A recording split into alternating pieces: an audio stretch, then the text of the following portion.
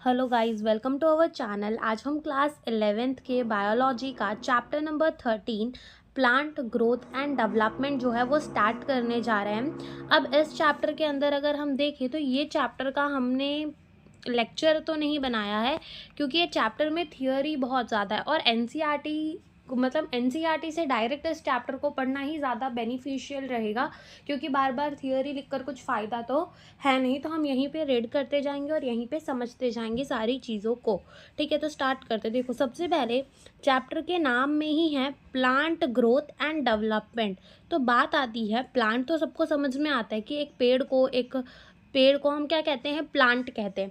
But what is the growth? अब जैसे कि तुमने द लिविंग वर्ल्ड चैप्टर पढ़ा होगा, तो वहाँ पे बताया जाता है कि ग्रोथ के ट्विन करेक्टर होते हैं। ग्रोथ के दो करेक्टर होते हैं, और वो दो करेक्टर क्या होते हैं? एक तो इंक्रीज इन मास, किसी का मास बढ़ जाए तो हम कहते हैं कि उसका जो है ग्रोथ हो चुका है, या फिर नंबर ऑफ एन इंडिविजुअल बढ़ जाए। ठीक है, नंबर ऑफ इंडिविजुअल बढ़ जाए तो भी हम क्या कहते हैं कि ग्रोथ हो चुकी है। ठीक है, तो ग्रोथ के ट्विन करेक्टर होते हैं, या तो किसी का मास बढ़ जाए तो हम कह सकते हैं कि उसके अंदर ग्रोथ हुई है, या तो किसी का नंबर ऑफ एन इंडिविजुअल बढ़ जाए, यानी कि और ज़्यादा नंबर में बढ़ जाए तो हम क्या कह सकते हैं, वहाँ पे भी हुई है ग्रोथ। तो ये तो बात हो गई हमारी ग्रोथ की ना। What is the meaning of the development, कि डेवलपमेंट क्या होता है? अब जैसे कि तुमने डेवलपमेंट शब्द तो बहुत बार सुना होगा, जैसे कि हमारे इंडिया का डेवलपमेंट होगा, डेवलपमेंट होगा, डेवलपमेंट होगा। तो डेवलपमेंट का मतलब क्या है? और चीज़ें बेहतर कर देना। ठीक है, तो ये तो डेवलपमेंट की बात हो गई। ठीक है, लेकिन अगर हम बात करें प्लांट के केस में, तो प्लांट थोड़ी डेवलपमेंट करने जाएगा। प्लांट के केस में डेवलपमेंट का मतलब होता है उसकी ग्रोथ होना। ठीक है, और ग्रोथ के साथ साथ उसका डिफरेंशिएशन होना, उसके सेल्स का क्या होना? डिफरेंशिएशन होना। अब डिफरेंशिएशन का मतलब क्या? देखो, एक सिंगल सेल जाइगोट, जैसे कि अगर हम एक बात करें ह्यूमन की, तो वो भी उन सब सारे के सारे ह्यूमन की लाइफ कहाँ से स्टार्ट होती है? एक सिंगल सेल जाइगोट से स्टार्ट होती है। फिर वही जाइगोट डिवाइड करता है और बहुत सारे सेल्स बनते हैं। एक्टोडर्म बनता है, एंडोडर्म बनता है, मीजोडर्म बनता है, और वही सारी चीज़ें डिफरेंशिएट होकर हमारा ऑर्गन बनाती है, ऑर्गन सिस्टम बनाती है। यानी कि वो डिफरेंशिएट हो गई अपना अपना काम करने के लिए। वैसे ही जब प्लांट के केस में क्या होता है कि प्लांट का कोई सेल बना, और बाद में वो प्लांट के सेल बना, उसने क्या किया? अपना थोड़ा डेवलपमेंट किया, ग्रोथ किया, और उसके बाद उसने डिफरेंशिएशन कर लिया कि हाँ भाई, मैं खाना पहुंचाने का काम करूंगा। तो वो उसकी हो गई डिफरेंशिएशन। तो इसी को हम क्या कहते हैं? डेवलपमेंट कहते हैं। या तो तुम डायरेक्ट कह दो कि डेवलपमेंट का क्या होगा? Growth plus differentiation. ठीक है, ग्रोथ प्लस डिफरेंशिएशन को ही हम क्या कहते हैं? ग्रोथ प्लस डिफरेंशिएशन को ही हम कहते हैं डेवलपमेंट। ठीक है, अब हम आते हैं आगे। अब देखो यहाँ पे क्या लिखा है, you have already studied the organisation of the flowering plant in the chapter number 5। तो कह रहे हैं कि आपने the morphology of the flowering plant पढ़ा होगा। ठीक है, have you ever thought about where and how the structure like the root, stem, leaf, flower, fruit, seed arise and that too in the orderly sequence? तो ये कह रहे कि कभी आपने सोचा कि किस तरीके से हमारे प्लांट में रूट उगते हैं, स्टेम उगते हैं, लीफ उगते हैं, फ्लावर, फ्रूट, और उसके बाद सीड, वो भी इतने ऑर्डर में। ऐसा नहीं कि पहले सीड आ गया बाद में फ्लावर आएगा, पहले फ्लावर होता है तभी फ्रूट होता है। ऐसा नहीं होता कि पहले फ्रूट आ जाएगा बाद में फ्लावर होगा, पहले फ्लावर आता है देन ही फ्रूट आता है। तो इतना सब कुछ सीक्वेंस में होता क्या है, वो ऐसे होता क्यों है, वो यहाँ पर ऐसा हमसे पूछ रहे हैं कि क्यों सब कुछ इतने सीक्वेंस में चलता है। You are by now aware of the term seed, seedling, plantlet and the mature plant. तो ये कह रहे हैं कि अभी आपने जब इतना कुछ पढ़ा ही है तो आपको ये सारे टर्म्स का मतलब तो पता ही होगा कि सीड क्या होती है, सीडलिंग क्या होती है, ठीक है, प्लांटलेट क्या होते हैं, और हमारा एक मैच्योर प्लांट क्या होता है। तो हमें पता तो है, और शायद किसी को नाम से ही समझ में आ रहा हो, लेकिन हम एक बार समझ लेते हैं। देखो, जब हम बात करते हैं सीड की, तो सीड इज सीड, ठीक है। अब सीड में हम थोड़ी ना कुछ समझ सकते, सीड होता है जहाँ पर हमें ना दो पोर्शन देखने को मिलेगा, एक तो ये वाला जो कि हमारा एम्ब्रियो होता है सीड के अंदर, और एक हमें ये वाला पूरा पार्ट देखने को मिलेगा जिसमें कि स्टोर फूड रखा होता है, ठीक है। स्टोर फूड रखा होता है। सीड जो है वो जर्मिनेट करता है, और जब भी उसको फेवरेबल कंडीशंस मिलती है तो वो क्या करता है, जर्मिनेट करता है। तो ये हमारा सीड जब इसको फेवरेबल कंडीशन मिलेगी, पानी मिलेगा, प्रॉपर ऑक्सीजन मिलेगा, मिट्टी मिलेगी, न्यूट्रिएंट मिलेंगे, लाइट मिलेगी, ग्रेविटी मिलेगी, तो जितनी भी इसकी फेवरेबल कंडीशन है सीड की, इसको मिलेगी, और उसके बाद हमारा सीड क्या करेगा, जर्मिनेट। तो सीड समझ में आया, सीड क्या होता है। फिर जब हमारा सीड जर्मिनेट करता है ना, तो वो दो चीज़ निकालता है, एक तो पिम्यूल और एक रेडिकल। रेडिकल आगे जाकर क्या बनाता है, हमारा रूट बनाता है, और पिम्यूल आगे जाकर हमारा क्या बनाता है, शूट सिस्टम बनाता है।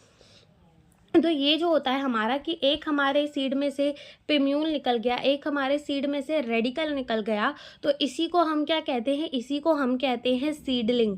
तो सीड समझ में आया, और सीड से क्या बनता है, सीडलिंग बनती है। अब जो ये हमारी सीडलिंग है जिसने पिम्यूल भी निकाल दिया, रेडिकल भी निकाल दिया, अब ये थोड़ा आगे जाकर क्या करेगी, जैसे मान लो ये हमारा पिम्यूल निकला था, तो इसने आगे जाकर अपने ऊपर क्या लगा लिए, पत्ते। ये रूट था तो इसने जाके आगे और क्या कर ली, थोड़ी रूट्स बना दी, और ये मिट्टी के नीचे रूट बनाता है और मिट्टी के ऊपर पत्ते। तो ये हमारा क्या हो गया, ये हमारा एक प्लांटलेट हो गया छोटा सा, और उसके बाद अगर इसमें फूल वगैरह आ जाए तो ये हमारा क्या हो जाएगा, एक मैच्योर प्लांट हो जाएगा, ठीक है। तो यही बात यहाँ पे भी है कि पहले हमारा सीड होता है, ठीक है, सीड जर्मिनेट करता है तो सीडलिंग बनती है। सीडलिंग में जब पत्ते आ जाते हैं तो उसको प्लांटलेट कह देते हैं, और जब फूल वगैरह आ जाए तो हम उसको एक मैच्योर प्लांट कह देते हैं, ठीक है। फिर क्या लिखा है,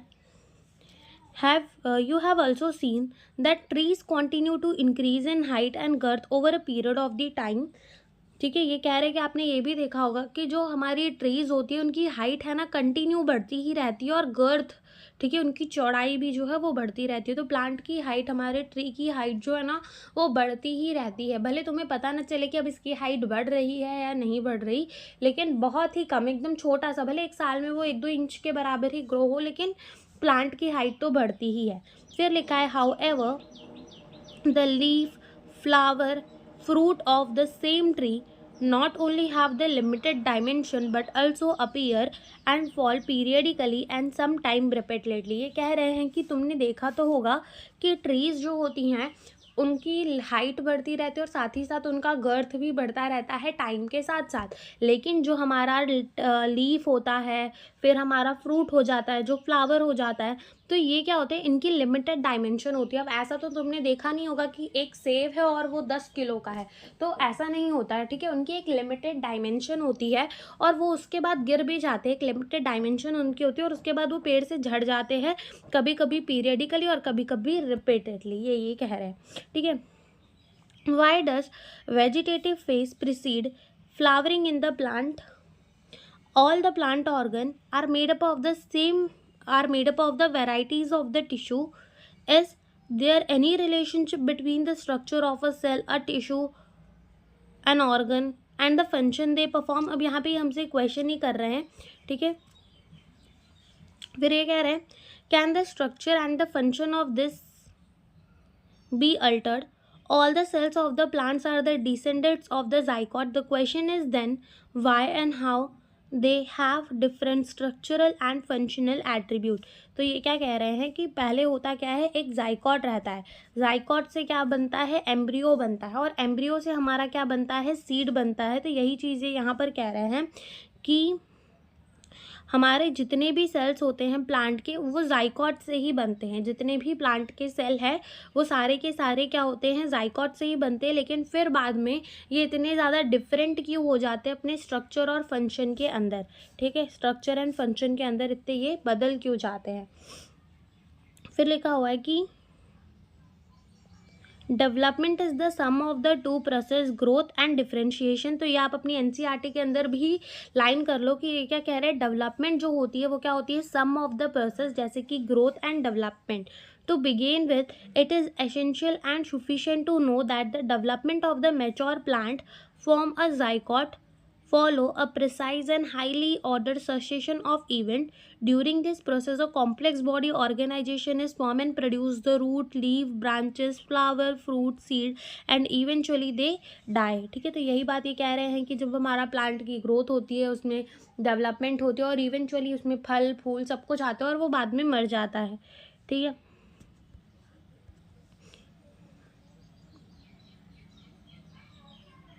the first step in the process of the plant growth is the seed germination. जो सबसे पहला स्टेप होता है ग्रोथ में, ठीक है, प्लांट की ग्रोथ में, वो क्या होता है, उसका सीड का जर्मिनेशन यानी कि पिम्यूल और रेडिकल निकलना. The seed germinate when the favourable condition for the growth exist in the environment. Seed कब जर्मिनेट करता है, जब उसको फेवरेबल कंडीशन मिलते हैं.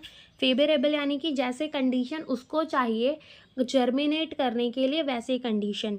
In the absence of the such favorable condition, the seed do not germinate and goes into the period of the suspended growth or rest.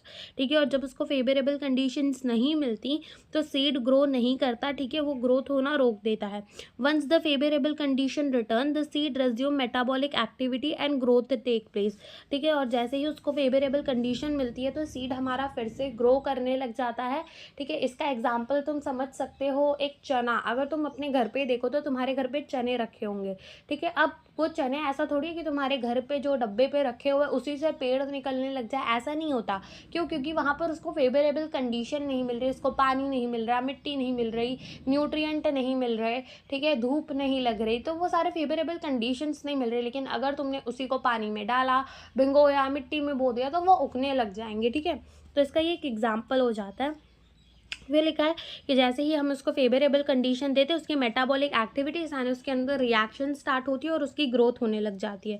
In this chapter you shall also study some of the factor which govern and control this development process. यहाँ पे कह रहे हैं कि आप यहाँ पे कुछ पढ़ोगे जो कि इन सारी चीज़ों को कंट्रोल करता है. This factor are both intrinsic यानी कि इंटरनल अंदर से भी प्लांट के हो सकता है, एक्सटर्नल या बाहर से भी हो सकता है. ठीक है, तो अगर तुम देखो तो इस पेज के अंदर कुछ भी इंपॉर्टेंट नहीं है, बस ये याद रख लेना कि development sum of the process होता है ग्रोथ एंड डिफरेंशिएशन का. एक ये लाइन याद रख लेना और दूसरी ये लाइन कि all the cells of the plant are the descendants of the zygote. सब कुछ प्लांट के जितने भी सेल्स होते हैं वो जाइकोट से ही बने हुए होते हैं. ये दो लाइन यहाँ पे इम्पॉर्टेंट है. ठीक है, अब आते हैं हम अपने नेक्स्ट पेज पे.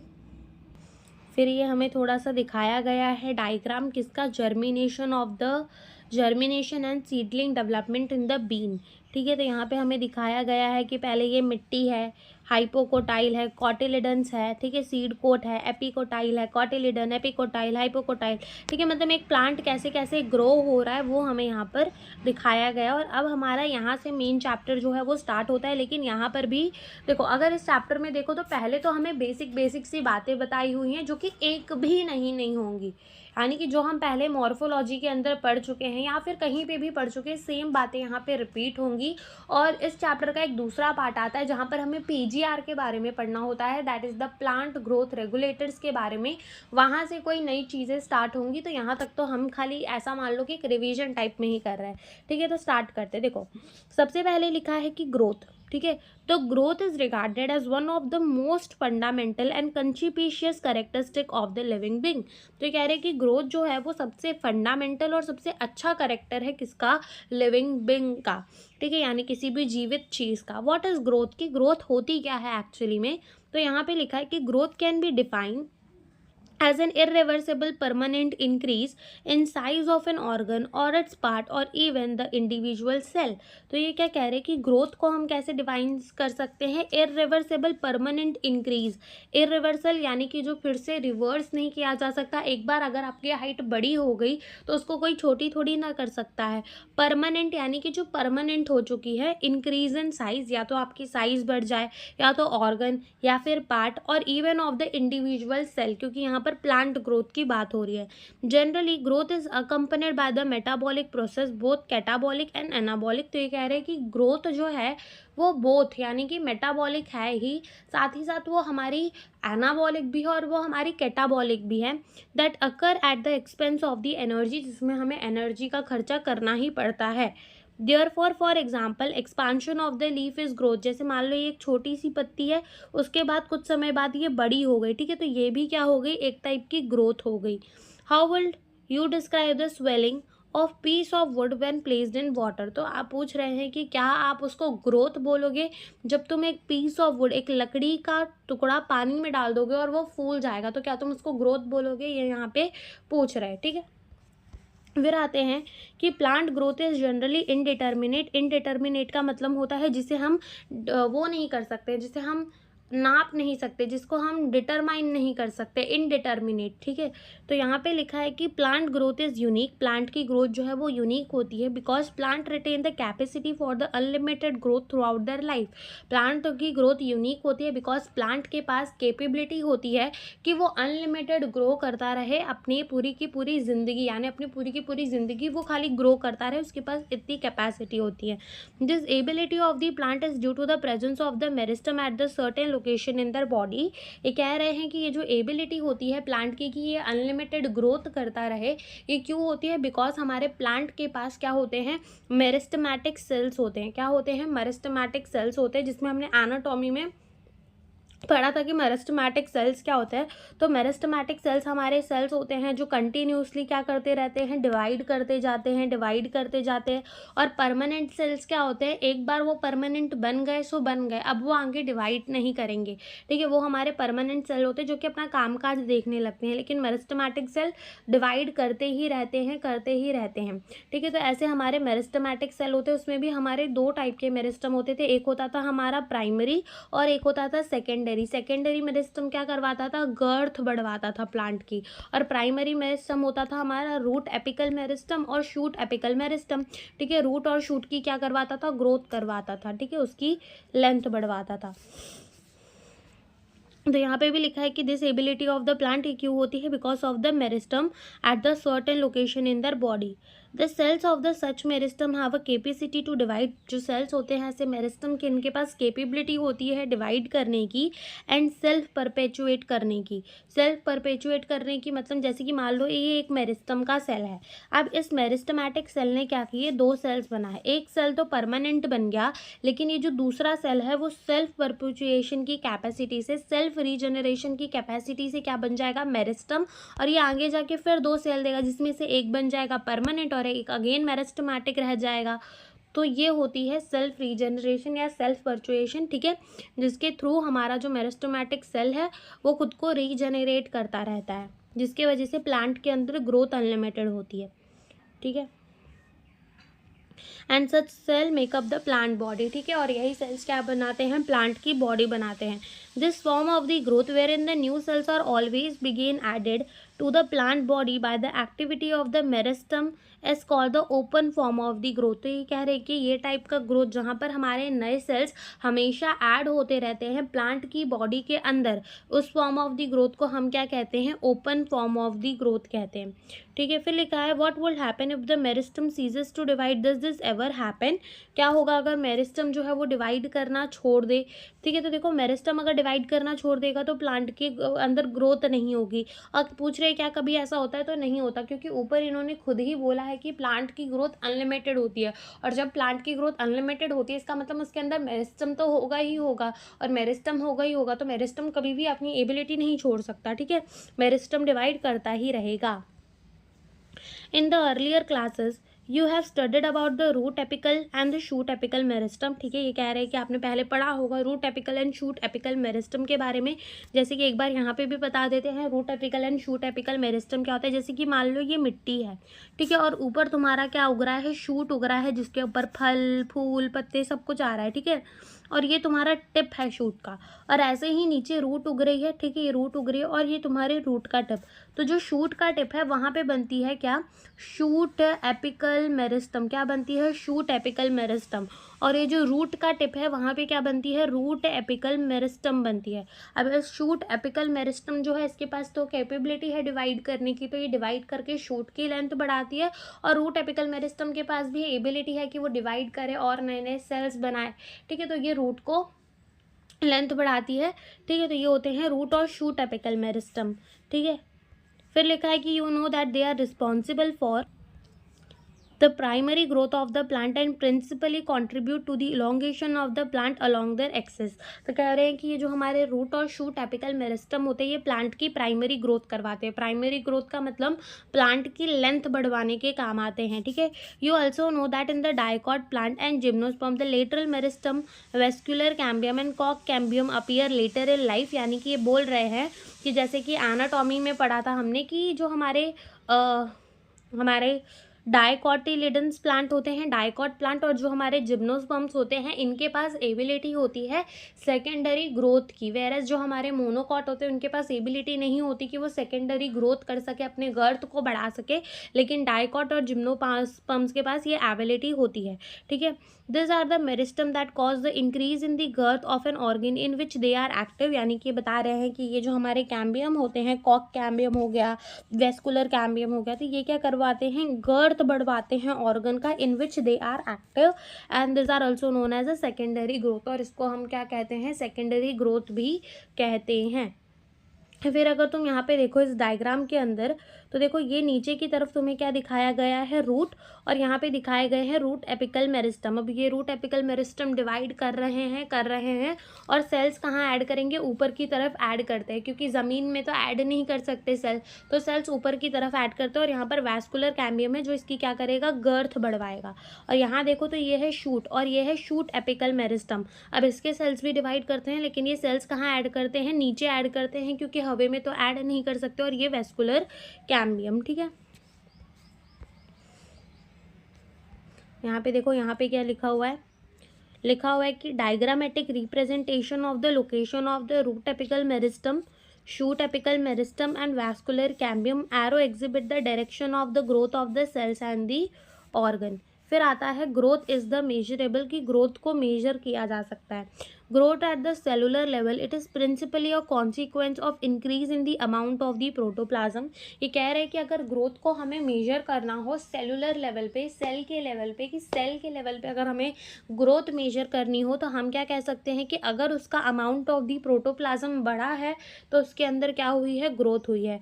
Since the increase in the protoplasm is difficult to measure directly, ये कह रहे हैं कि इंक्रीज इन द प्रोटोप्लाज्म को देखना, अब अगर तुम ही देखो तो एक सेल को तो हम अच्छे से देख नहीं पा रहे अपने नेकेड आइज से, उसके लिए माइक्रोस्कोप चाहिए। अब एक सेल के अंदर भी अगर हमें वो देखना है कि उसका प्रोटोप्लाज्म कितना बढ़ा या कितना नहीं बढ़ा, कि उसके अंदर ग्रोथ हुई या नहीं हुई, तो ये बहुत ज़्यादा क्या हो जाएगा, डिफिकल्ट हो जाएगा to measure directly. One generally measure some quantity which is more or less proportional to it, इसलिए हम ऐसी क्वांटिटीज़ के ग्रोथ को देखते हैं, ऐसी क्वांटिटीज़ में ग्रोथ को मेजर करते हैं जो कि मोर और लेस प्रोपोर्शनल हो उसी के।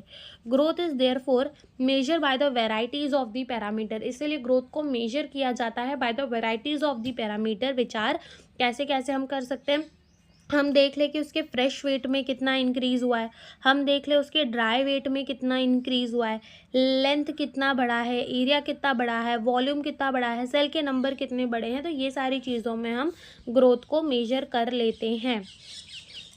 You may find it amazing to know that a one single maize root apical meristem can give rise to more than 70,500 new cells per hour, whereas the cells in the watermelon may increase in size up to the 3,50,000 time.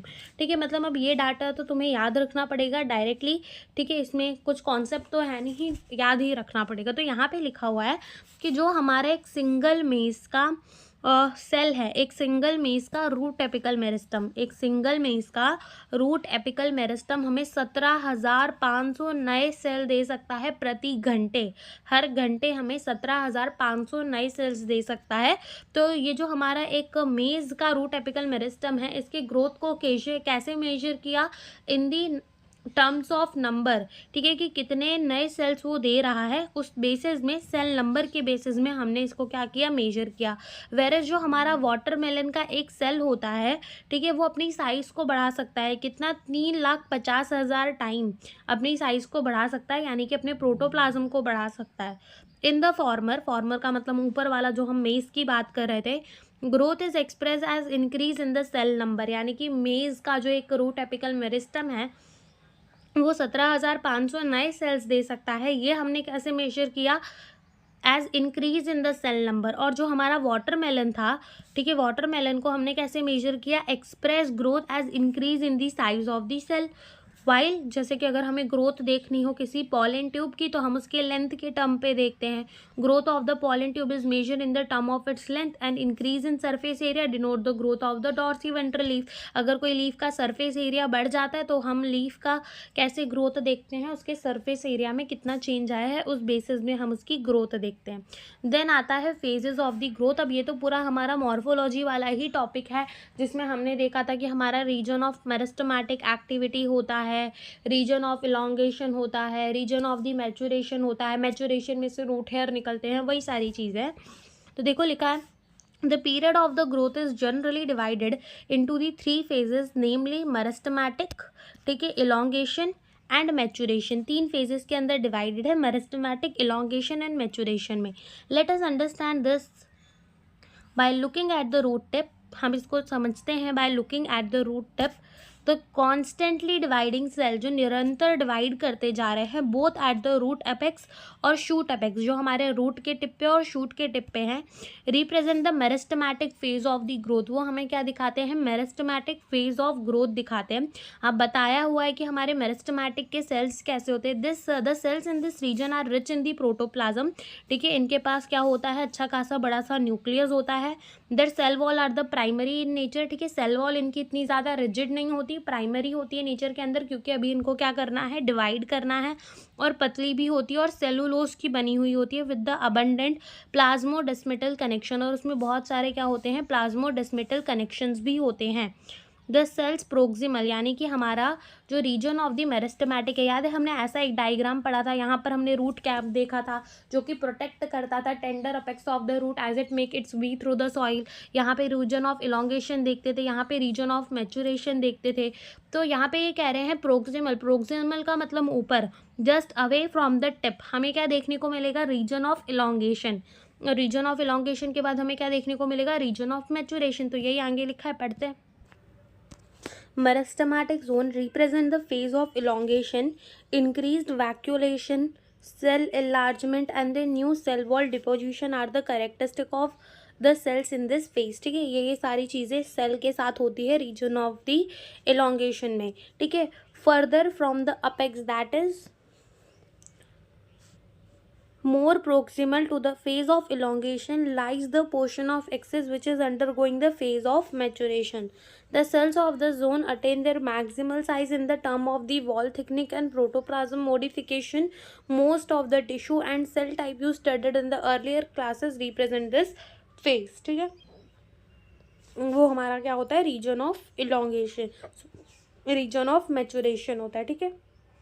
अब अगर तुम इस diagram के अंदर देखो तो ये parallel line technique से हमें समझाने की कोशिश की है कि कहाँ पे रीजन ऑफ मेरिस्टेमेटिक एक्टिविटी होती है, कहाँ से कहाँ तक रीजन ऑफ इलोंगेशन होता है, या कहाँ से कहाँ तक हमारा रीजन ऑफ मैच्योरेशन होता है। तो एक बार समझते हैं इसको। देखो यहाँ पे क्या किया, एक ये ले लिया, ठीक है, एक पेड़ ले लिया और इसमें हमने क्या कर दी, बहुत सारी छोटी छोटी छोटी छोटी क्या कर दी, मार्किंग कर दी। अब इसमें हमने मार्किंग कर दी, अब हुआ क्या कि ये इसकी ना लेंथ बढ़ गई, ठीक है, इसकी लेंथ जो है वो बढ़ गई, लेकिन मार्किंग अभी भी वही है। फिर हमने ये मार्किंग और इस मार्किंग की लाइंस को मैच कर दिया, ठीक है। मार्किंग करने के बाद देखो हमें क्या दिखा कि जहाँ पे हमारा जो ए और बी के बीच का डिस्टेंस है, यानी कि ए और इसके बीच का जो डिस्टेंस है वो अभी भी सेम है जितना वो पहले में था। वेरस जो हमारा यहाँ पे है बी, सी और डी रीजन, ये थोड़े से लंबे हो गए हैं, इलोंगेट हो गए। तो ये देख के पता चल गया कि यही क्या है, रीजन ऑफ इलोंगेशन है, क्योंकि यहाँ पर लंबा हो गया है, ठीक है। ये वाले जो हैं ये भी सेम है, तो ये रीजन ऑफ मैच्योरेशन और ये तो हमारे रीजन ऑफ मेरिस्टेमेटिक एक्टिविटी है, ठीक है। तो यहाँ पे भी लिखा हुआ है कि detection of the zone of elongation by the parallel line technique, ठीक है। पैरेलल लाइन टेक्निक से हमने क्या जानने की कोशिश की है, zone of elongation, zones of the A, B, C and D immediately behind the apex have the elongated most. तो ये क्या कह रहे हैं कि हमारा ये जो रीजन है, ये रीजन ए, ये रीजन बी, ये रीजन सी और ये रीजन डी, ठीक है, ये सबसे ज़्यादा क्या हुए हैं, इलोंगेट हुए हैं। तो यही हमारे क्या है, रीजन ऑफ इलोंगेशन, और ये हमारा अपेक्स जहाँ पे क्या हो रही होगी, मेरिस्टेमेटिक एक्टिविटी या region of the meristematic activity, ठीक है। फिर आता है हमारा ग्रोथ रेट, ठीक है। अब ग्रोथ का मतलब तो पता ही है, बात आती है रेट क्या होता है। अब अगर मान लो किसी भी चीज़ को अगर तुम टाइम से डिवाइड कर दोगे, जैसे कि अगर ग्रोथ को ही तुमने टाइम से डिवाइड कर दिया कि कितने समय में कितनी ग्रोथ हो रही है, तो वो क्या हो जाएगा तुम्हारा ग्रोथ रेट। अब जैसे कि मान लो तुमने क्या किया, रिएक्टेंट, ठीक है, जो केमिस्ट्री में पढ़ते हो, रिएक्टेंट को टाइम से डिवाइड कर देते थे, change in concentration of the reactant को टाइम से डिवाइड कर देते थे, तो वो क्या आती थी, वो आती थी हमारी रेट ऑफ द रिएक्शन। तो किसी भी चीज़ को टाइम से डिवाइड कर देते तो वो हमारी क्या होती है, रेट। वैसे ही यहाँ पर हमें पढ़ना है ग्रोथ रेट के बारे में। तो देखो क्या लिखा हुआ है, द इंक्रीज ग्रोथ पर unit time is term as the growth rate. जो भी इंक्रीज हुआ है ग्रोथ के अंदर पर यूनिट टाइम, उसी को क्या कहते हैं, ग्रोथ रेट कहते हैं। Thus the rate of growth can be expressed mathematically and organism or a part of the organism can produce more cells in the varieties of way. जो कि हमें यहाँ पर बताए हुए हैं कि एक ऑर्गेनिज्म या फिर उनके सेल्स और सेल्स को प्रोड्यूस करते हैं वेराइटीज ऑफ तरीके से, जैसे कि कोई अरिथमेटिक ग्रोथ करता है, कोई जियोमेट्रिक ग्रोथ करता है और कोई दोनों करता है। तो यहाँ पर हम समझते हैं कि अरिथमेटिक ग्रोथ क्या होती है, जियोमेट्रिक ग्रोथ क्या होती है, ठीक है। तो देखो अरिथमेटिक ग्रोथ हम समझेंगे सबसे पहले किसे, अपने अरिथमेटिक ग्रोथ को। अब ये हमारा जो अरिथमेटिक ग्रोथ होता है ना, वहाँ पे मान लो कि हमारा क्या था। अब जैसे कि यहाँ पे तो तुम्हें ज़्यादा सेल लेकर समझाए, लेकिन तुम मान लो कि ये पूरा का पूरा सेल ब्लू ही है, जो कि हमारा क्या है, एक मेरिस्टेमेटिक सेल। अब इस मेरिस्टेमेटिक सेल ने क्या किया, डिवाइड किया। मेरिस्टेमेटिक सेल ने क्या करा, जैसे कि तुम पहले उसे छोड़ो, इधर समझो। देखो जैसे कि ये हमारा एक मेरिस्टेमेटिक सेल है, इस मेरिस्टेमेटिक सेल ने क्या किया, डिवाइड किया और दो सेल बनाए। ये एक सेल बनाया, दूसरा एक सेल बनाया। अब ये वाला सेल तो परमानेंट हो गया, लेकिन अभी ये वाला जो सेल है ये मेरिस्टेमेटिक ही रहा और बाद में इसने फिर से दो सेल बनाए। अगेन ये वाला सेल परमानेंट हो गया, लेकिन ये वाला मेरिस्टेमेटिक रहा, फिर इसने दो सेल बनाए। ये वाला अगेन परमानेंट हो गया और ये वाला हमारा मेरिस्टेमेटिक ही रहा, ठीक है। तो इस तरीके से चीज़ें चलती हैं। तो यहाँ पे भी वही दिखाया गया कि जो डार्क ब्लू दिखाएं वो मेरिस्टेमेटिक दिखाएं, अब बाकी जो दिखाए हैं वो परमानेंट दिखाए। तो देखो हुआ क्या, जूम करते हैं, यस। तो ये हमारा मेरिस्टेमेटिक सेल था, ठीक है। इसने क्या किया, डिवाइड करा, ठीक है, डिवाइड किया, दो सेल बनाए और इसने एक और सेल बनाया। यानी कि मान लो एक मेरिस्टेमेटिक सेल था, उसने दो सेल बनाए, जिसमें से एक मेरिस्टेमेटिक रहा, दो परमानेंट हो गए। फिर इस सेल ने और डिवाइड किया, ठीक है, इस सेल ने और डिवाइड किया, जिसमें से हमारा एक मेरिस्टेमेटिक रहा, दो कैसे हो गए, परमानेंट हो गए। एक मेरिस्टेमेटिक रहा, बाकी कैसे हो गए, परमानेंट हो गए। एक मेरिस्टेमेटिक रहा, बाकी कैसे हो गए, परमानेंट हो गए, ठीक है, बाकी कैसे हो गए, परमानेंट हो गए। वरना तुम इसे ऐसे भी समझ सकते हो, जैसे कि मान लो मैंने एक क्या लिया, अपना मेरिस्टेमेटिक सेल लिया। अब इस मेरिस्टेमेटिक सेल ने डिवाइड करके क्या बनाए, दो सेल बनाए, जिसमें से मेरा ये वाला सेल मेरिस्टेमेटिक रहा, लेकिन ये वाला क्या हो गया, परमानेंट हो गया। अब मैं अपने ये मेरिस्टेमेटिक सेल को फिर से क्या, मेरिस्टेमेटिक सेल मेरा क्या करेगा, फिर से डिवाइड करेगा और क्या बनाएगा, दो सेल्स बना देगा, ठीक है। और ये मेरा एक परमानेंट वाला सेल मैंने यहाँ रख दिया, ठीक है। तो ये हमारे तीन सेल हो गए, परमानेंट वाला सेल मैंने यहाँ रख दिया। अब ये जो दो मेरिस्टेमेटिक सेल ने सेल्स बनाए, उसमें से एक तो परमानेंट हो जाएगा और एक मेरिस्टेमेटिक रहेगा।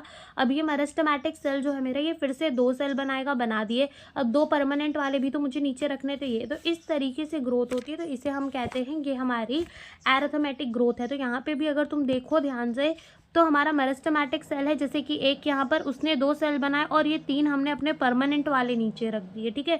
तो एक सेल जो होता है वो मेरिस्टेमेटिक ही रह जाता है और दूसरा जो है वो हमारा परमानेंट होता चलता है। परमानेंट वाला जो है वो ग्रोथ पूरा प्लांट की बॉडी बनवाने में हेल्प कर देता है। और जियोमेट्रिक ग्रोथ क्या होता है, जैसे कि मान लो एक मेरिस्टेमेटिक सेल था, इसने डिवाइड करके हमें क्या दिए, दो सेल्स दिए। अब ये दोनों सेल ही मेरिस्टेमेटिक रहेंगे। अब ये भी मेरिस्टेमेटिक, ये भी मेरिस्टेमेटिक, इसने डिवाइड किया, फर्दर दो सेल दिए, इसने डिवाइड किया, फर्दर दो सेल दिए।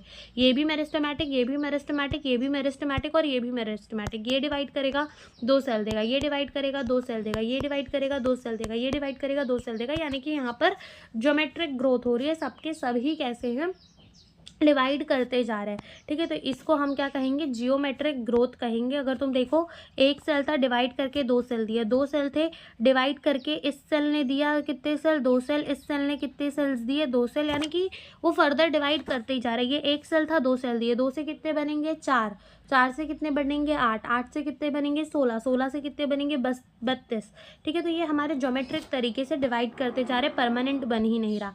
वेरएज अगर तुम यहाँ पे देखोगे तो ये हमें दिया हुआ है, that is the stage during the embryo development showing the geometric and arithmetic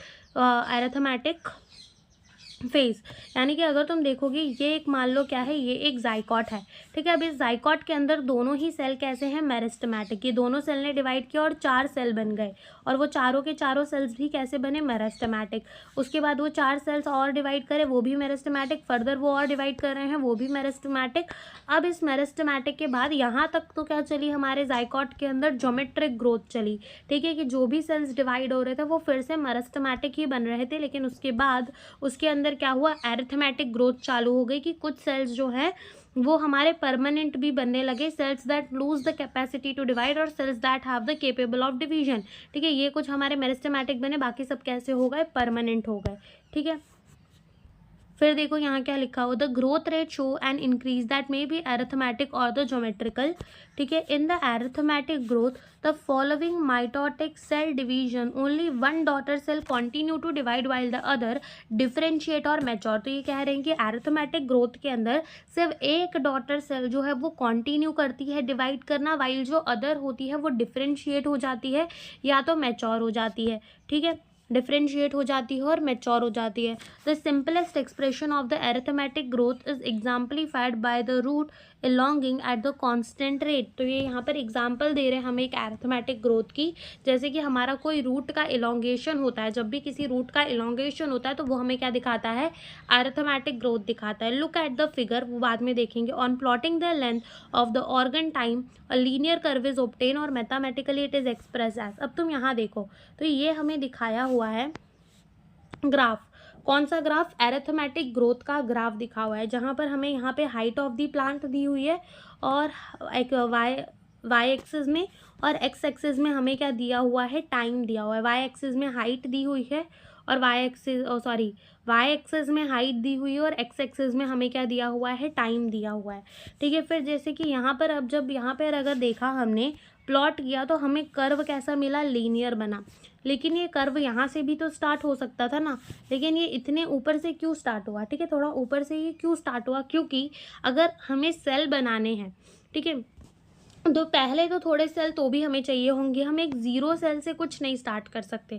हमें एरिथमेटिक ग्रोथ भी करवानी है तो हमें एक सिंगल सेल तो देना ही पड़ेगा। इस वजह से ये ग्राफ जीरो से नहीं स्टार्ट हुआ। और इसकी इक्वेशन पूछ ली जाती है तो इक्वेशन देख लो क्या है इसकी, L T is equals to L naught plus R T, where L T क्या है, length at the time T, L naught क्या है, length at the time zero, और आर क्या है, ग्रोथ रेट या इलोंगेशन पर टाइम या ग्रोथ रेट, सेम ही चीज़ हो जाती है, तो वो है हमारा growth rate.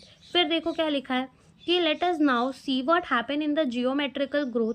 In most system, the initial growth is slow, that is the lag phase, and it increases rapidly thereafter at an exponential rate, log or exponential phase. Or here, both the progeny cell forming the mitotic division retain the ability to divide and continue to do so. However, with the limited nutrient supply, the growth slow down, leading to the stationary phase. ठीक है, अब यहाँ पर समझना, इधर पे बोला है कि जब हम इसका ग्राफ ड्रॉ करेंगे तो हमें ग्राफ जो है वो कुछ ऐसा दिखेगा। ऐसा क्यों दिखेगा, देखो जो सबसे पहली यहाँ से यहाँ तक की है इसे ये क्या कह रहे हैं, लैग फेज। उसके बाद यहाँ पे ये क्या कह रहे हैं, एक्सपोनेंशियल फेज, और यहाँ पे ये क्या कह रहे हैं, स्टेशनरी फेज। तो ये कह रहे हैं कि जब भी एक सेल होगा वो डिवाइड करेगा, 2 सेल बनाएंगे, 2 से कितने सेल्स बनेंगे, 4 सेल बनेंगे, 4 से कितने सेल्स बनेंगे, 4 से 16 बनेंगे, 16 से कितने बनेंगे, 32 बनेंगे। तो ऐसे डबल होता जाएगा, ठीक है। तो स्टार्टिंग में तो ये ग्रोथ स्लो ही चलेगी कि 1 था, 2 बना, 4 बना, 4 बना, ठीक है, उसके बाद 8 बना, तो धीरे धीरे चलेगी। लेकिन एक बार तुम सोचो कि अगर हमारे 200 सेल्स हो जाए और फिर वो 200 के 200 सेल्स साथ में मल्टीप्लाई करें तो कितने तेज़ी से सेल बढ़ेंगे। तो पहले तो धीरे धीरे बढ़े, इसीलिए हमने कह दिया लैग फेज। जैसे कि अभी होता है ना कि लैग आ रहा है, वीडियो में लैग आ रहा है, इसका मतलब वो धीरे चल रहा है, रुक रहा है, ठीक है। तो पहले क्या चली, स्टार्टिंग में लैग फेज। उसके बाद जब बहुत सारे सेल्स बन गए और वो सेल अपना नंबर डबल करते जा रहे हैं तो क्या चला, एक्सपोनेंशियल फेज, जहाँ पे भयंकर तरीके से ग्रोथ हो रही है। और फिर क्या आ गया, स्टेशनरी फेज। अब ये क्यों आ गया, देखो अब सेल्स तो मेरिस्टेमेटिक है, वो चाहे जितना डिवाइड करते जाए, लेकिन सेल्स को भी डिवाइड करने के लिए कुछ ना कुछ तो चाहिए ही होगा, जैसे कुछ न्यूट्रिएंट, कुछ एनर्जी, ठीक है। हमें भी जीने के लिए तो खाना चाहिए ही होता है ना, हाँ, तो चाहिए होता है। अब जब वो लोग डिवाइड करते हैं और न्यूट्रिएंट का सप्लाई लिमिटेड हो जाता है, न्यूट्रिएंट सप्लाई क्या हो जाता है, लिमिटेड हो जाता है, तो आती है स्टेशनरी फेज। क्या आती है, स्टेशनरी फेज, कि उसके बाद सेल डिवाइड कर देना थोड़ा कम कर देते हैं, तो स्टेशनरी फेज आ जाती है। ठीक है, तो वही चीज़ यहाँ पे भी लिखी हुई है। If we plot the parameter of the growth against time, we get a typical sigmoid or S curve. A sigmoid curve is the characteristic of the living organism growing in the natural environment. ठीक है, natural environment के अंदर इसका हमें दिखाया गया है. It is typical for a cell, tissue, organ of the plant. Can you think of more similar example? What kind of the curve can you accept in tree showing a seasonal activity? और इसका हमें क्या given है, exponential growth का equation, that is W1 is equals to W naught e की power RT, where W1 क्या है, final size है, वेट, हाइट और नंबर, W नॉट इनिशियल है, R ग्रोथ रेट है, टाइम क्या है, time of the growth T, और E क्या है, base of the natural logarithm. ठीक है, तो ये हमारी एक्सपोनेंशियल ग्रोथ हो गई। फिर लिखा है कि here R is the relative growth rate and it is also measure of the ability of the plant to produce the new plant material refer to as an efficiency index. तो ये R को हम growth rate तो कह ही रहे, साथ ही साथ हम इसको क्या कह सकते हैं, एफिशिएंसी इंडेक्स भी कह सकते हैं। ठीक है, एफिशिएंसी इंडेक्स भी कह सकते हैं, बिकॉज इससे हम मेजर करते हैं कि हमारा जो प्लांट है वो नए प्लांट के मटेरियल कितने अच्छे से प्रोड्यूस कर रहा है, कितनी ज़्यादा प्रोड्यूस कर रहा है, इसलिए हम इसको एफिशिएंसी इंडेक्स भी कह देते हैं। ठीक है, hence the final size W1 depend करता है किस पे, इनिशियल साइज पे, W नॉट पे। तो अब यहाँ पे भी हमें ग्रोथ रेट के ही बारे में पढ़ना है, लेकिन अब हम पढ़ेंगे एक एब्सोल्यूट ग्रोथ को और अब हम पढ़ेंगे एक रिलेटिव ग्रोथ को। ठीक है, अब अगर हम बात करें एब्सोल्यूट ग्रोथ की, तो ये पत्ते के एग्जांपल से हम एब्सोल्यूट और रिलेटिव ग्रोथ को समझेंगे। तो एब्सोल्यूट ग्रोथ क्या होता है, मान लो पहले ये पत्ती जो थी वो खाली इतनी सी थी, इतनी ही थी, उसके बाद क्या हुआ, इसके अंदर ग्रोथ हुई और ये पत्ता जो है इतना अपना सरफेस एरिया इसने बढ़ा दिया, तो ये इसकी इनिशियल थी, ये इसकी फाइनल हो गई। ठीक है, अगर हमें एब्सोल्यूट रेट चाहिए तो हम क्या करेंगे, फाइनल माइनस इनिशियल। फाइनली कितनी है, 10 सेंटीमीटर स्क्वायर की, इनिशियली कितनी थी, 5 सेंटीमीटर स्क्वायर की, तो आंसर कितना आ गया, 5 सेंटीमीटर स्क्वायर। यानी कि अगर कोई पूछे कि इसमें एब्सोल्यूट ग्रोथ कितनी हुई है, एब्सोल्यूट ग्रोथ रेट कितनी होगी, तो इसके अंदर एब्सोल्यूट ग्रोथ रेट कितनी होगी, 5। एब्सोल्यूट ग्रोथ रेट कितनी होगी, 5। वैसे ही हम यहाँ पे भी एब्सोल्यूट ग्रोथ रेट निकाल सकते हैं। इनिशियली 50 है, फिर 55 हो गया, तो यहाँ पे भी 5 सेंटीमीटर स्क्वायर ही क्या है, इसकी absolute growth rate. Absolute growth rate यहाँ पे भी कितनी है, 5 सेंटीमीटर स्क्वायर। ठीक है, तो ये होती है absolute growth rate, initial, final minus initial. Whereas आती है हमारी रिलेटिव ग्रोथ रेट। तो रिलेटिव ग्रोथ रेट क्या होती है वो भी हम समझते हैं। अब रिलेटिव ग्रोथ रेट का मतलब अगर तुम समझो तो इस पत्ते की मदद से हम समझते हैं। देखो, रिलेटिव ग्रोथ रेट क्या होता है कि पहले ये पत्ता हमारा फाइनली कितने का हो गया, 55 सेंटीमीटर स्क्वायर का, इनिशियली कितने का था, 50 का, यानी कि चेंज कितना आया, 5 सेंटीमीटर स्क्वायर का, डिवाइडेड बाय अगेन वो इनिशियली कितना था, 50। तो ये होती है हमारी रिलेटिव रेट। ठीक है, डिपेंड करती है इनिशियल पैरामीटर्स में, ये होती है हमारी क्या, रिलेटिव रेट। तो कितनी आ जाएगी, यहाँ से ये 5, यहाँ से ये 50 और ये 0.1 इसकी क्या आ जाएगी, रिलेटिव ग्रोथ रेट। वैसे ही हम यहाँ पे भी रिलेटिव ग्रोथ रेट निकाल सकते हैं। फाइनली कितना हो गया, 10, इनिशियली कितना था, 5, डिवाइडेड बाय हमारा इनिशियली कितना था, 5, तो यहाँ पर कितना आएगा, 5 और 5 यानी कि 1 इसकी क्या आ गई, रिलेटिव ग्रोथ रेट। इसकी कितनी आ गई, रिलेटिव ग्रोथ रेट 1। ठीक है, तो ऐसे हम एब्सोल्यूट और रिलेटिव ग्रोथ रेट निकालते हैं। एब्सोल्यूट कैसे निकालते हैं, फाइनल माइनस इनिशियल करके, और रिलेटिव कैसे करते हैं, जो हमने फाइनल माइनस इनिशियल निकाला उसी को इनिशियल से डिवाइड कर दो, तो वो हमारी क्या हो जाती है, रिलेटिव ग्रोथ रेट हो जाती है। तो यहाँ पे भी वही लिखा है कि quantitative comparison between the growth of the living system can also be made in 2 way, measurement and the comparison of the total growth पर unit time is called the absolute growth rate, and the growth of this given system per unit time expressed on a common basis. Example, unit initial parameter is called the relative growth rate. Two leaves A and B are drawn that are different side but show the absolute increase in area in the given time to the given leaf. A and B1 however show such one of them show much higher relative growth rate which one and why, यानी कि पूछ रहे हैं कि कौन सा ज़्यादा relative growth rate दिखा रहा है वो हमें बता दो। तो बड़े वाले पत्ते की रिलेटिव ग्रोथ रेट कितनी थी 0.1।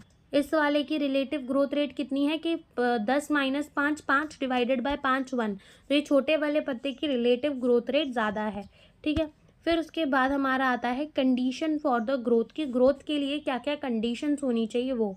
तो लिखा है कि why do you not try to write down what you think the necessary condition for growth. तो कह रहे कि पहले तुम खुद एक बार लिख कर सोचो कि क्या क्या कंडीशन नेसेसरी होगी एक प्लांट की ग्रोथ के लिए। This list may have water, oxygen, nutrient as very essential element for growth. तो कह रहे हैं कि जो भी अगर आपने लिस्ट बनाई होगी तो उसके अंदर वाटर, ऑक्सीजन, न्यूट्रिएंट ये सारी चीज़ें तो आपने रखी ही होंगी। The plant cell grow in size by cell enlargement which in turn require water, ठीक है। turgidity of the cell help in extension growth, thus plant growth and further development is intimately linked to the water status of the plant, okay। फिर लिखा है कि water also provide the medium for the enzymatic activity needed for the growth. Water medium provide करता है enzymatic activity को। Oxygen help in releasing the metabolic energy essential for the growth activity, oxygen energy निकलवाने में help करता है। Nutrient are require by the plant for the synthesis of the protoplasm and act as the source of the energy, यानी कि सारी चीज़ें तो चाहिए ही होती है। In addition every plant organism have optimum temperature range best suited for its temperature, यानी कि हर एक प्लांट ऑर्गेनिज्म को हम एक ऑप्टिमम टेम्परेचर देते हैं जहाँ पर वो ग्रो कर सके। अब उसके खौलते हुए लावा में रख दोगे तुम, खौलते हुए पानी में, तो क्या वो ग्रोथ कर पाएगा? नहीं। तो उसको एक ऑप्टिमम टेम्परेचर चाहिए। Any deviation from this range could be detrimental to its survival, यानी कि अगर कुछ भी हमने इसमें से कम ज़्यादा दिया तो वो नहीं ग्रो कर पाएगा। Environmental signal such as light and gravity also affect the certain phase or stage of the growth. Light और ग्रेविटी भी उतनी ही ज़्यादा इंपॉर्टेंट होती है जितना कि हवा, पानी और ऑक्सीजन और न्यूट्रिएंट। तो अब बात आती है किसकी? अब बात आती है differentiation, D differentiation and re differentiation की, कि ये तीनों चीज़ें होती क्या है। तो देखो, सबसे पहले होता है क्या, हमारा एक मेरिस्टेमेटिक सेल जो डिवाइड करके 2 सेल बनाता है। तो जो हमारा एक सेल बनता है वो मेरिस्टेमेटिक रह जाता है और दूसरा हमारा परमानेंट हो जाता है। तो ये जो सेल हमारा परमानेंट हुआ है, इस प्रोसेस को हम क्या कहते हैं? इस प्रोसेस को हम कहते हैं डिफरेंशिएशन। अब ये परमानेंट तो बन गया, लेकिन कभी इसको ऐसी प्रॉब्लम आई कि इसे फिर से डिवाइड करना पड़ेगा, तो ये फिर से अपने अंदर वैसी ताकत लाएगा कि ये खुद आगे जाकर डिवाइड कर सके, क्योंकि ये तो अब बन चुका है परमानेंट सेल। लेकिन कोई भी मान लो प्रॉब्लम है, इसको फिर से क्या बनना पड़ेगा? इसको डिवाइड करना पड़ेगा। तो ये अपने अंदर वैसी कैपेसिटी जगाएगा कि ये फिर से क्या कर सके? डिवाइड कर सके, यानी कि उसने कर दिया डी डिफरेंशिएशन। और जब उसने डिवाइड कर दिया तो उसको लगा फिर से मुझे परमानेंट बनना पड़ेगा, अब मेरे यहाँ कुछ काम नहीं है, तो उसको हम क्या कह देते हैं? री डिफरेंशिएशन। क्या कह देते हैं? री डिफरेंशिएशन। तो रेड करते हैं हम यहाँ पर। The cell derived from the root apical and shoot apical meristem and cambium differentiate and mature to perform the specific function। तो ये कह रहे हैं कि जो भी हमारे सेल्स होते हैं रूट एपिकल मेरिस्टम के या फिर शूट एपिकल मेरिस्टम के या हमारे कैम्बियम के, वो डिवाइड करते हैं और वो बाद में मैच्योर हो जाते हैं अपना स्पेसिफिक फंक्शन परफॉर्म करने के लिए। This act leading to the maturation is term the differentiation. इसी को हम क्या कहते हैं? डिफरेंशिएशन कहते हैं, ठीक है। During differentiation cells undergo the few major structural changes both in their cell wall and protoplasm. तो जब भी डिफरेंशिएशन होती है, एक परमानेंट सेल बनता है, तो सेल बहुत सारी स्ट्रक्चरल चेंजेस के अंदर जाता है, अपने सेल वॉल के अंदर चेंज करता है, साथ ही साथ अपने प्रोटोप्लाज्म के अंदर भी चेंज करता है, जिसका हमें यहाँ पर एग्जाम्पल दिया हुआ है। जैसे कि to form a tertiary element, the cells will lose their protoplasm. They also develop a very strong elastic lignocellulosic secondary cell wall to carry the water to the long distance even under the extreme tension. Try to correlate the various anatomical feature you encounter in the plant to the function they perform। यानी कि ये क्या कह रहे हैं? मान लो ये एक सेल है, अब मैं इस सेल को बोल दूँ कि भाई प्लांट के अंदर तुम्हारा काम है कि तुम्हें पानी ऊपर नीचे पहुंचाना है, ठीक है। ये काम मैं बोल दूँ, तो क्या ऐसा गोल मटोल रहकर ये सेल ये काम कर पाएगा? नहीं। इसकी वजह से ये सेल जो है वो डिफरेंशिएट होता है, एक ट्यूब जैसा, एक पाइप जैसा स्ट्रक्चर बनाता है, अपना प्रोटोप्लाज्म ख़त्म कर देता है और एक पाइप जैसा स्ट्रक्चर बनाता है जिससे वो पानी का ट्रांसपोर्ट कर सके। तो ये इसका एग्जाम्पल हो जाता है एक डिफरेंशिएशन का। तो यहाँ पे भी वही लिखा है, they also develop very strong, ठीक है, बहुत स्ट्रॉन्ग, इलास्टिक और लिग्नोसेलुलोसिक की सेकेंडरी सेल वॉल बनाते हैं ताकि वो पानी को दूर दूर तक लेकर जा सके under the extreme tension also, ठीक है। फिर उसके बाद आता है हमारा डी डिफ्रेंशिएशन। तो देखो क्या लिखा है यहाँ पर, plant show another interesting phenomenon, the living differentiated cell that by now have lost the capacity to divide can again regain the capacity of division under the certain condition। यानी कि हमारे वो सेल जो कि कैपेबिलिटी खो चुके हैं कि अब वो डिवाइड करें, वो अंडर सर्टेन कंडीशन फिर से रिटेन कर लेते हैं, रिगेन कर लेते हैं कैपेसिटी ऑफ द डिवीजन, और इसी को हम क्या कहते हैं, डी डिफ्रेंशिएशन। और डी डिफ्रेंशिएशन का भी हमें एक एग्जाम्पल गिवन है। For example, formation of the meristem, interfascicular cambium and concambium from the fully differentiated parenchyma cell। तो होता क्या है, मेरिस्टमैटिक सेल से पूरी की पूरी डिवाइड करता है और प्लांट की बॉडी बनती है। तो कुछ पेरेनकाइमा सेल जो कि हमारे एक टाइप ऑफ परमानेंट सेल के अंदर आते हैं, पेरेनकाइमा, कॉलेनकाइमा, स्क्लेरेनकाइमा हमारे परमानेंट सेल के अंदर आते हैं। तो पेरेनकाइमा से डी डिफ्रेंशिएट होकर हमारे क्या बनते हैं, कैम्बियम, और ये कैम्बियम ही तो क्या करवाते हैं, सेकेंडरी ग्रोथ करवाते हैं प्लांट की। तो ये क्या हो जाता है, D differentiation. So while doing so, such meristem or tissue are able to divide and produce the cell that once again lose the capacity to divide but the mature to perform a specific function, that is the redifferentiation। तो ये redifferentiation के बारे में बता रहे कि वो जो cells है वो फिर से capability खो देते हैं divide करने की, तो वो क्या हो जाता है, redifferentiation। List some of the tissue in the woody dicotyledonous plant that are the product of the redifferentiation। How will you describe the tumor? What will you can the parenchyma cell that are made to divide under the control laboratory condition during the plant tissue culture, ठीक है। फिर यहाँ पे भी हमें इतना ही normal सी बातें दी हुई है, रीड कर लेते हैं। Recall the section 13.1.1, we have mention that the growth in the plant is open, that is it can be indeterminate or determinate. Now we may say that the even differentiation in the plant is open because cells and tissue arising out of the same meristem have a different structure at the maturity। तो ये बात तो सही है कि हर cell तो meristem से ही बनता है, हर सेल तो प्लांट का जाइकोट से ही बनता है, लेकिन हर सेल क्या जाइकोट जैसा होता है, नहीं होता, डिफरेंट स्ट्रक्चर आ जाती है उनकी मैच्योरिटी में। The final structure at the maturity of the cell tissue is also determined by the location of the cell within। यानी कि ये कह रहे हैं कि मैच्योरिटी पे जाकर वो सेल कैसा दिखेगा ये डिपेंड करता है कि उसकी लोकेशन कैसी होगी। ये हमने एनाटॉमी में पढ़ा था कि अगर हमारे एपिडर्मल सेल हैं, ठीक है, जो कि पूरे के पूरे प्लांट बॉडी को कवर करते हैं, तो वो कुछ अलग तरीके से होंगे। पेरेनकाइमाटस सेल होंगे, एक दूसरे से बहुत कॉम्पैक्टली पैक्ड होंगे, और अगर उनको ग्राउंड टिश्यू बनाना है तो वो अलग तरीके से बनाएंगे, उनको हमारा जाइलम फ्लोएम बनाना है तो वो अलग तरीके से बनाएंगे। और ये सब किस पे डिपेंड करता है कि हमारे वो सेल्स की लोकेशन कैसी है प्लांट के अंदर। For example, cell position away from the root apical meristem differentiate as a root cap cell while those pushed to the periphery mature as epidermis। ठीक है, ये कह रहे हैं कि जो हमारे मेरिस्टम के सेल है, तो नीचे वाले जो होते हैं वो तो रूट कैप के सेल्स बन जाते हैं, और जिनको आजू बाजू फेंक दिया जाता है वो कौन से वाले बन जाते हैं, एपिडर्मिस के। Can you add a few more example of open differentiation correlating the position of the cell to its position in an organ। ठीक है, फिर उसके बाद आते हैं डेवलपमेंट पे। Development is a term that include all the changes that an organism goes through during its life cycle from germination of the seed to the senescence.